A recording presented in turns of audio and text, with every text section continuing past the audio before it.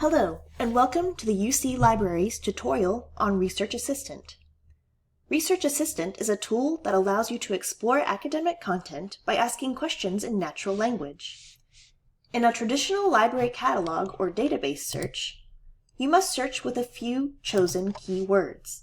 For example, if I was researching the connections between music and emotional intelligence in a library catalog or subject database, I would search for music and emotional intelligence.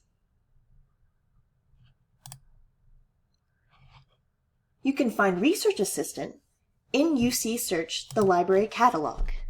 Visit ucumberlands.edu/library and click Search.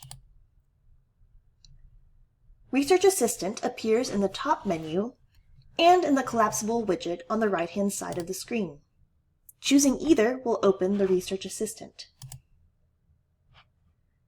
To get started, ask a clear and detailed question about an academic or scientific topic. Be as specific as possible and phrase your query in the form of a question. Example questions are below the search box.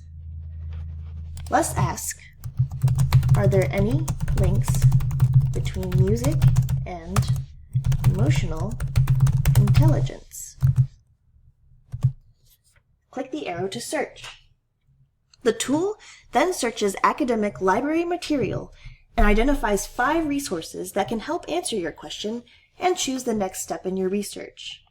It writes an overview with those documents and gives you the option to read the full abstracts and visit direct links to each resource.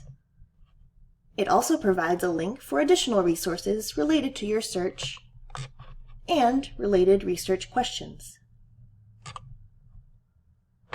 Selecting the thumbs up or thumbs down icons will provide feedback to improve Research Assistant in the future.